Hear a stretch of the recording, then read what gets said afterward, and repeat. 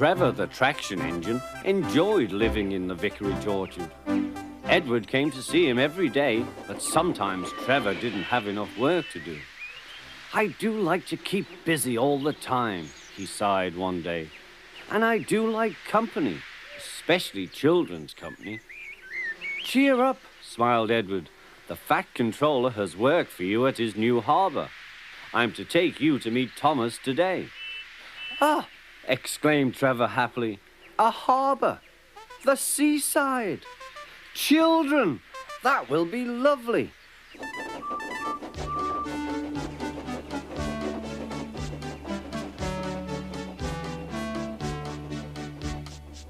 Thomas was on his way to the harbour with a trainload of metal pilings. They were needed to make the harbour wall firm and safe. "Hello, Thomas," said Edward. "This is Trevor, a friend of mine. He's a traction engine." Thomas eyed the newcomer doubtfully. "A what engine?" he asked. "A traction engine," explained Trevor. "I run on roads instead of rails. Can you take me to the harbour, please? The Fat Controller has a job for me." "Yes, of course," replied Thomas, but he was still puzzled. Workmen coupled Trevor's truck to Thomas's train, and soon they were ready to start their journey.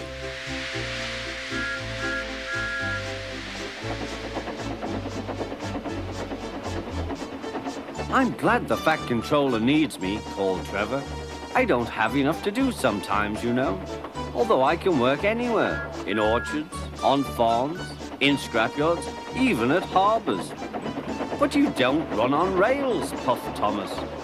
"I'm a traction engine. I don't need rails to be useful," replied Trevor. "You wait and see." When they reached the harbour, they found everything in confusion. Trucks had been derailed, blocking the line, and stone slabs lay everywhere. "We must get these pilings past," said Thomas's driver. "They are essential. Trevor, we need you to drag them round this mess." "Just the sort of job I like," replied Trevor. "Now you'll see, Thomas. I'll soon show you what traction engines can do." Trevor was as good as his word. He dragged the pilings clear with chains and towed them into position.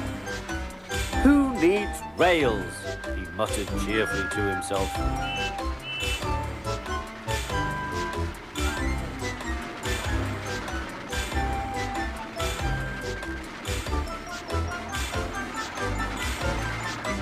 Later, Thomas brought Annie and Clarabelle to visit him. Thomas was most impressed.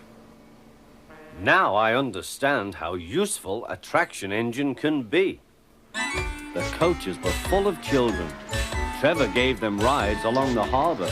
He liked this best of all.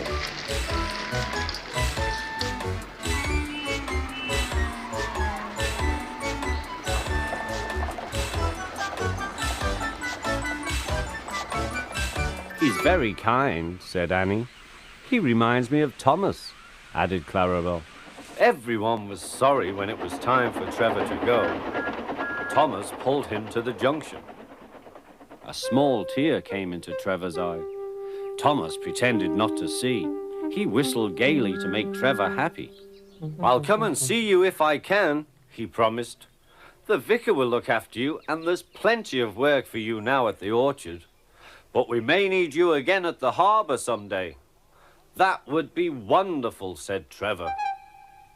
That evening, Trevor stood remembering his new friend Thomas, the harbour, and most of all, the children.